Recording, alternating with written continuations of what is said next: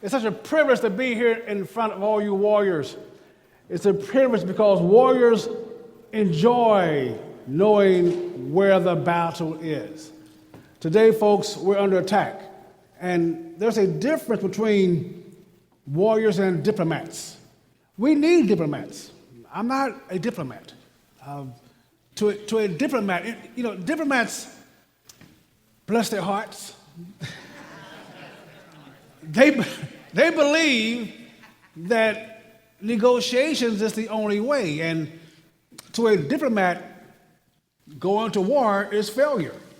That's why you will never see the UN declaring war. It's a place for diplomats. But a warrior believes peace and victory comes hand in hand. You must first identify the enemy, and then you must defeat the enemy. That's why if you wake up tomorrow morning and you hear the sound of enemy tanks riding over the streets, you will see the warriors running toward the noise and diplomats running from the noise. That's why I'm so happy to be around you warriors, because now you have the enemy at your doorstep. The enemy is right in front of you. The enemy is on every front. Political, social, economical, spiritual, every front. We're talking about the Constitution, the established right. You always have the right, but the Constitution is the establishment of that right. I had to educate a police officer once who did not understand the Constitution. He was sworn to upheld. I guess he really didn't mean it, but we were late one night on the freeway. He stopped me and tried to ask me questions about myself, and I tried to find out why he needed to know that at 3 o'clock in the morning about me. And he said he had a right to stop and ask me a question. And I said, well, officer, actually, in uniform, you have no rights. In uniform, you only have authority given by us, the people. And everything you are required to do, everything you are allowed to do must be passed by Congress, signed by the president, and put down in the law because you are restricted. The Constitution is only a restriction on government. There are no restrictions on you in the Constitution. There's none. Therefore, you the people, should not allow your government to set up rules or regulations that rob you of your wealth. It is immoral for the government to declare the right to your wealth. I had a very good friend of mine say in a speech last month. I thought it was profound.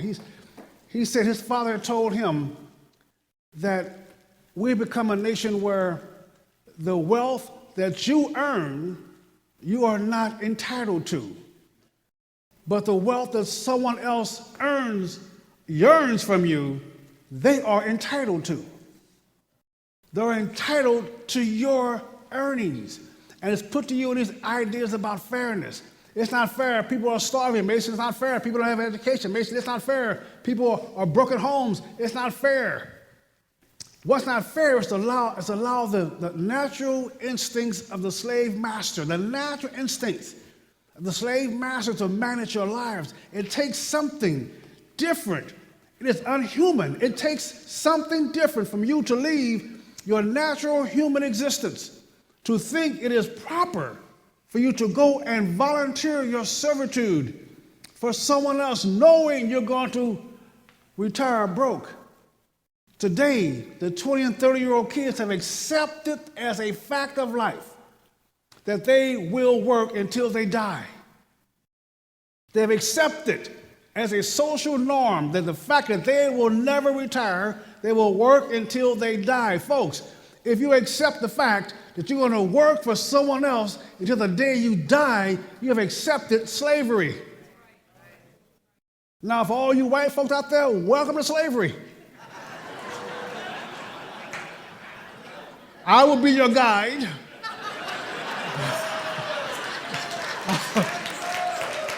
I'll walk you through the process. I'll tell you how to shuffle your feet and say, yes, master. How to get, because we have accepted it. We haven't been outraged. They're spying on us. They're building a building in the Nevada desert so huge, they're taking up a river of water to keep their computers cool. And the only purpose is to keep track of their slaves, to keep track over everything you do. They have assumed the right of ownership of every email, every phone conversation, every text message, you realize they are copying the address, return, and sender of every mail you put in the mailbox? Everyone. They are assuming ownership of you because we do not get outraged. That's because the warriors are sitting around with the diplomats too much. Okay, I can't get my gun. I don't have any. I forgot where I am now. I'm in one of these slave states. You can't bring it with you. So we have to be prepared to defend the honor. Folks, we have had too many dead soldiers struggling, laying in unmarked graves across the world to secure freedom for us. It is a humble gift. It is inhonorable for you to let that gift be taken advantage of. The air you're breathing right now is free because someone gave their life for it. We owe it. We owe a debt to every single person that sacrificed. As a black man, when I grew up, and I told you my story last night, I went to Berkeley and hung out with the anti-American, anti-war, everything else anti. Even then, I recognized that I had taken an oath. I had stepped forth on June 11, 1968, to raise my right hand, and I pledged the fact that I will defend this Constitution against all enemies, foreign, domestic, and those who don't know about foreign or domestic. Yeah, no? I have never given that oath up. My discharge papers did not relieve me of that oath. So I'm standing here today recognizing the fact that I owe a debt. Now, most of you know that I'm black. I've been black all my life. Well, like I said before, there was a little time at Berkeley I was an African American, but I got over that. I figure if I go to Africa, if I go to Kenya, would they call me a Kenyan American? If I go to Germany or Japan or England or Russia, would I be a Japanese American? 9 generations in America. My ancestors fought in every war the country's ever had. I guess since we can't find an American here, we got Irish Americans, Italian Americans, Native Americans. I guess I'd be the only doggone American here. It's me. I'll be that. We're no longer in the stage of casual employment now, folks. You don't just get a job for a season. Your job is in jeopardy. Your income stream, if you're looking for work, is in jeopardy. You cannot depend on that. It should be obviously painfully clear. You must have an alternative route if you want economic freedom. I'm an old man. I can't go to work for 40 years for nobody anymore, so I have to find ways to bring money to me. And that's why they call it cash flow. The reason they call it cash flow, folks, that it flows. It flows. You have to get in front of the flow. Get a big bucket, but get in front of the flow. And it comes by service. You realize that everything successful comes by service? You want to know why the same bed in the Ritz-Carlton that's in the Marriott, which you pay $100 more a night to the Ritz-Carlton, same bed, service. The service is better. In this hotel, we're here today because there's a better service than the Holiday Inn. They don't have a room this big in the Holiday Inn. We have to be in a place, so serving, you build your business out of service. You look at the lifestyle of the people in this business that are legendary. You look at the lifestyle, you will find consistent, persistent service. I've seen them work late hours. I've seen them work weekends. I've seen them work when it's cold, when it's wet. After they have untold wealth. These guys have more money than they can count, but they're still out all night serving. It is not about the income. It's about the service, and the nation needs more service.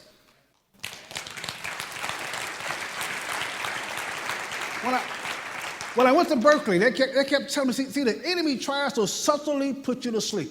They try to tell you how bad things are. They try to tell you how hopeless it is unless you join their little clan. They told me that black men can't do this, that, and everything else. They told me that you couldn't survive in America. No one wants you, Mason, to make it work in America. No one needs you.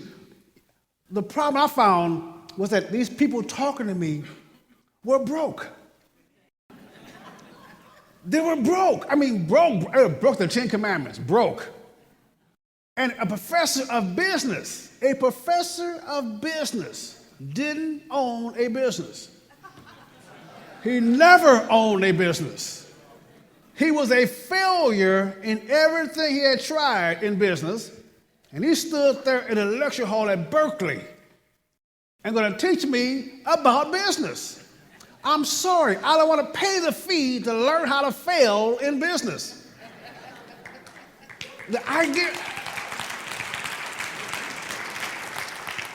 How I looked at myself, how you look at yourself has been influenced by the people around you. If you think you can't, it's because someone influenced you, because it is natural. It is natural for you to think you can. It is natural for you to believe you can. I tell this story often. If you heard it before, just act like you haven't. A little baby, a child. When you're pregnant with that child, you give that child everything the child needs. You provide the food, the nourishment, the love, the protection. You sit there and you rock in the chair and you sing songs to your baby while you hold it. Your baby is loved. Your child has everything it needs. It doesn't require anything else. No one's ever told that child, one day you're going to be free of mother. You're going to be free one day. No one told that child that. But still, in all that love, that child will one day struggle violently to get free of mother. Because freedom is natural. She brings that child home and she keeps it clean and she keeps it fed and she keeps it washed and polished. A little baby powder smell all over the house. And you're doing great. All the right kind of colors, the pink and the green, like the child knows the difference. And you take that child home and you rock the child every night, all day. Every time a child whimpers, you get up to attend to the needs of that child. There's nothing that child needs that you do not provide for immediately. But still, one day, that child will crawl and squirm out of your arms onto the floor to crawl, because freedom, even from you, is natural. That child will crawl, and you have never in your life taught a child to walk. You have never said, I'm going to teach you how to walk. That child knows if I can walk to that bottle, I don't need to cry for you to get it from me. That child will hold on to that kitchen table or the coffee table and wobble and let go and fall down and crawl up again and wobble and fall down and hurt itself. And by the way, as a lesson on team building, as a lesson on success, look at that child. That child holds on to that coffee table, and while it's getting ready to let go, its mind is on its behind. And lets go, and he follows its behind and falls down.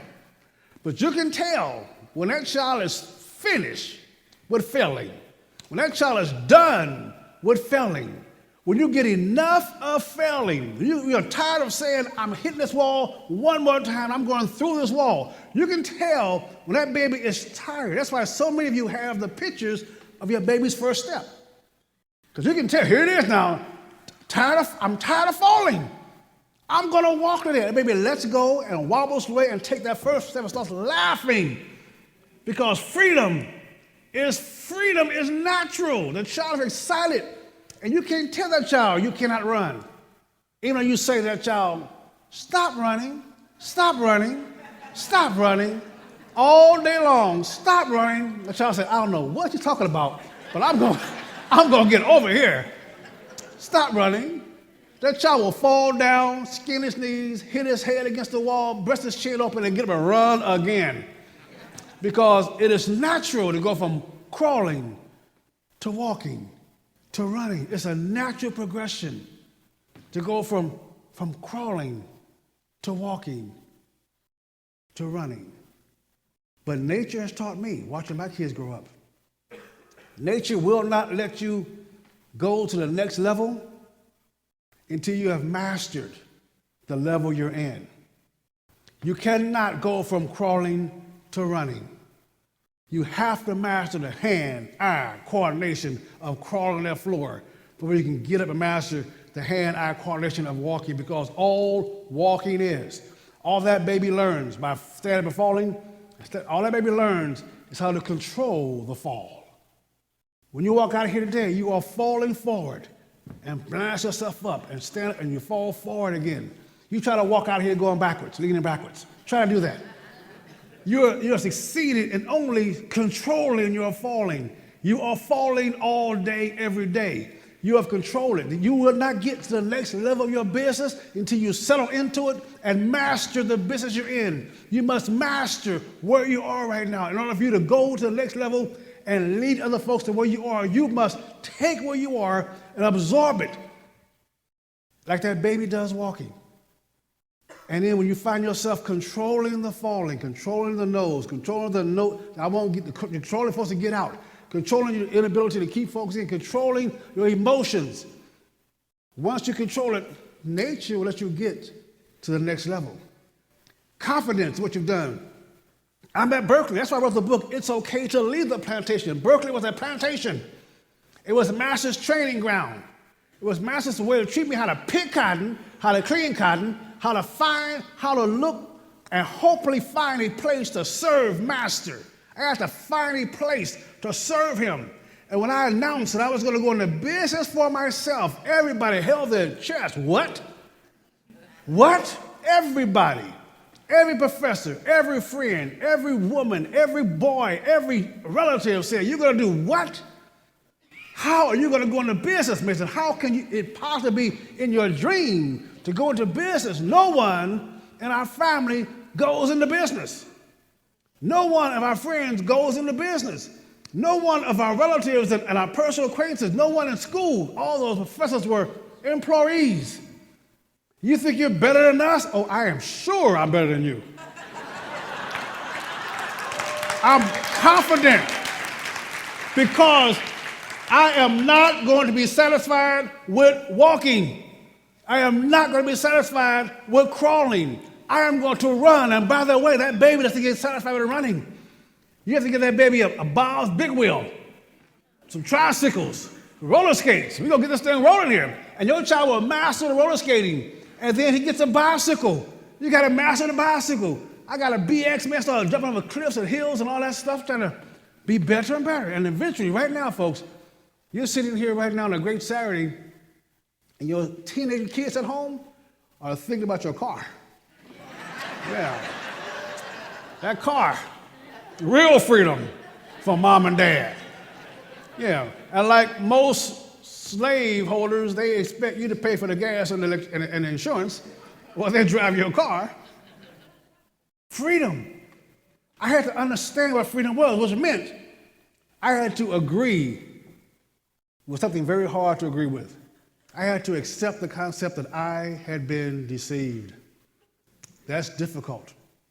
I had to accept the fact that I had been deceived and look at myself as if everything I depended on was lying to me. Can you imagine how it is as a young college student to realize that everybody in your social circle was deceiving you? All the people I looked up to, everybody I honored. I had to change my lifestyle in order to change my way of thinking. I had to stop thinking like a slave and begin to think like a prisoner. I had to start looking for a way out instead of a way to keep the system going. That meant that I had to change everybody around me. That's why you're learning this business. There's some folks you can't bring here. Some folks you can't be around here. It's not personal, it's just personal. It's not the fact that they're bad people, it's the fact that they're not going where you are going. When you left high school, the football star, and went to the military, you didn't hang out with football players anymore. You hung out with Marines. And even in the Marine Corps, you hung out with people in different elements. When you go to college and from high school, you don't hang out with cheerleaders anymore. You hang out with dental students. Or you hang out with people going where you're going. You change your association. That's why this is an association. You can only go to freedom with people around you seeking the same things that you have and believe you can achieve it. Believe it, even greater than you believe it. They will pump you up. They'll shake you up. They'll direct you. They'll correct you. They will keep you on the path. They will not let you turn back. That's the leadership. That's your association. You should only bring people here that's going to pump you toward that goal. You cannot associate with people. I got relatives I love very much, but don't have time to see. I don't have time to see because they want to sit down and discuss about why I can't do what I've been doing for 30 years. You still trying to do that? What do you mean I'm trying to do that? I mean, people will look at you in the face of success and still find a way to criticize you. They have to, because in their heart is failure. In their heart, if they believe you, you are saying to them by your success that they're just lazy. And it's painful for them. Well, what's wrong with you? Think you're better than me? Absolutely. You see, folks, slavery is a self-inflicted disease. It is a self-inflicted. You put that on yourself. It is unnatural for you, a human being. It's unnatural for you after going through the birth, after going through the crawling, after going through the walking, after going through the running, after learning new things over and over again for you to finally say, I can't learn the next level. All your life, you've been succeeding in going after things that are hard and succeeding in it. All your life, you've achieved things that no one thought you can do. All of your life, you've been successful. Now you're supposed to say, oh, man, I can't do that. I'm going to go find me a job somewhere. Something has to change your way of thinking. Something has to go into your soul and take out the natural instinct to never give up. If you find 6 people just like yourself, you find success. 6 people just like yourself, and that is your core. That's why it's so important to understand that the only people qualified to be around you are folks like you. Period. Period. You have to follow the facts, not the emotion, not the feelings. The facts. The fact of the matter is that if you go, you're going to go with folks heading the same direction. You're going to go with people who you probably don't even know very well right now.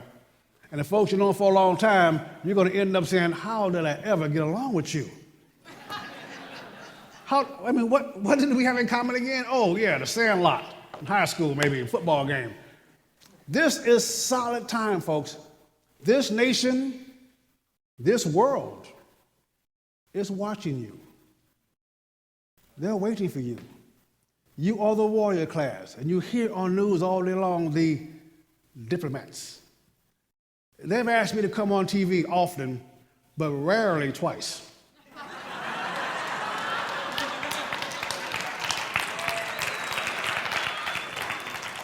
Rarely twice. Because I have no problem in telling you the truth and explain to you in details to match your cognitive skills to interpret and understand. I can call you a fool in a whole lot of different ways because I'm a warrior. I'm not going to sit down with Hitler and discuss the Jews. I'm not going to go to the Bloods and discuss selling dope in my neighborhood. I'm not going to go to an abusive man and discuss child abuse and abusing a woman. Don't send me to discuss that with him. Because my job is to kick his teeth in, take the kids out, put them someplace else, and go about my business. We got a war going on here. I mean, I have relatives who won't call me for a problem. They won't call me because I am trying to take care of one person only, the most beautiful woman on the planet. That's it. My job is to take care of her babies, and their babies. That's my job. Everybody else, their job is to watch out for us. So, it's okay to leave the plantation, but master will not tell you. Why would master tell you to leave his plantation? You're picking his cotton for him. You're cleaning the cotton for him. You're making the money for him. Why would he tell you you can be free of me one day, by and by? He won't tell you. It's okay. The gates are wide open. You can leave the plantation whenever you want to, but it is his plantation. You won't take over the plantation. You must leave it. And how you leave it is to develop an entirely different culture. An entirely different culture that believes that you can achieve great personal, individual freedom, wealth, and liberty. They believe it. They will applaud you. You know, can you imagine? My wife and I have traveled the country, have a lot of friends, a lot of business. I speak at business conferences and Christian conferences and everything else. We know some pretty powerful, influential, successful business owners. And I've told the story before here that, you know, one of my really good friends is a lady who owns a very large worldwide beer distributorship, a brewery. And she is, if I tell you her name, you will know instantly what her beverage is. And she's very successful. And she's a good friend. She's a confidant of mine. I can call her and ask her for advice and information and connections, and it's great. But I can't call her up and ask her how to build a brewery to compete against her children. I don't think that's going to be a very good conversation. I want to come out there and I want a list of your distributors, your contracts, your contacts, your banking. I want to see CPA. I want to know your international connections so I can build a brewery to compete against your children. She will not applaud my attempt to go in the same business she's in. She won't applaud my success. She won't brag about how great Mason is. But in this business, if you know nothing about business, if you know nothing about this process, in this business, your leadership will not just give you advice and correction and direction. They will applaud you for making more money than they're making. That, you have to understand, that is service. To stand up and bring you on stage and say, he's a higher pay than me now. Isn't that great? That is a unique opportunity because they have learned around the curve. They have seen the problems. They understand the obstacles. They understand how you're feeling about it. They understand the fears. And they're not only willing to share it with you, they're willing to propel you to higher heights. Folks, that is a unique privilege. When you're bringing folks into this family, when you're bringing people into this organization, you have to recognize it is a privilege. They don't deserve it. They will take up their time. They don't deserve to know your name. You're going in a different direction. It is time for you to settle down, settle up, and prepare yourself for the victory. That means you have to have the people, the army around you, willing to go where you are going, willing to take you where they're going. You have to have in your heart the ability to not just take the hill, but occupy the hill. You see, some armies take the hill for the general. You're taking the hill for yourself. It is unnecessary for you to be fearful of your future. Does anybody here know who their great-great-great-great-grandmama is? You don't know that? You know why you know who it is? Because your great-great-great-great-grandmama did not leave you an inheritance. Yeah. If Granny had left you an inheritance, you have a plaque on the wall. I love Granny. Granny's so great. You got a plaque. You name your kids after her. Make sure that your great-great-great-great-grandkids will know who you are. You know, the difference between thank you. That's the difference between a successful person and a failure is that 50-some years ago, my mother and father moved me out of St. Louis to the Ozark Mountains out in the woods. And at age 11, I planted a walnut tree. And today, that walnut tree is covering the driveway with walnuts. And my kids and grandkids can play in that tree.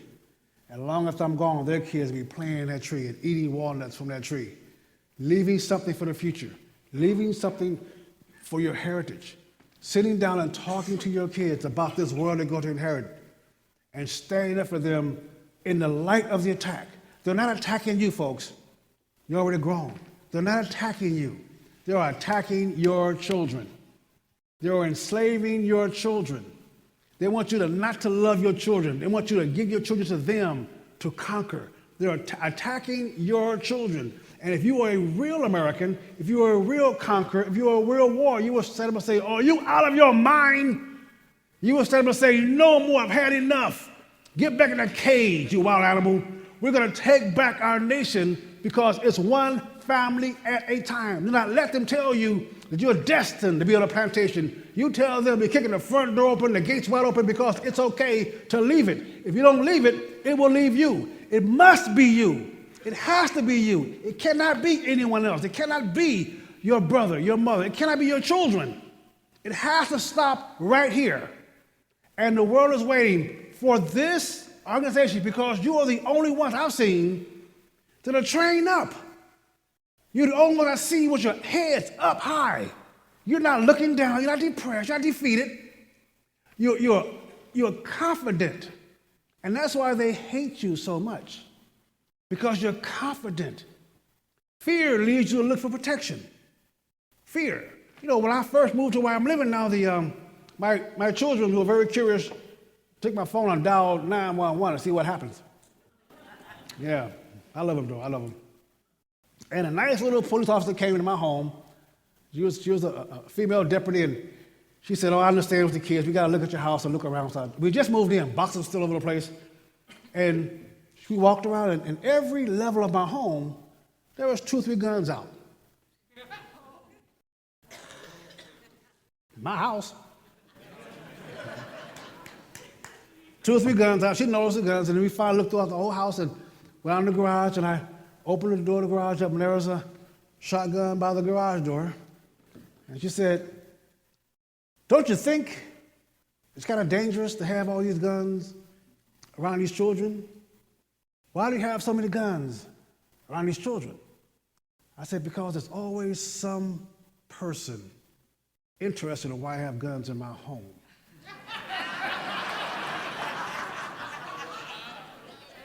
Yeah, she got it.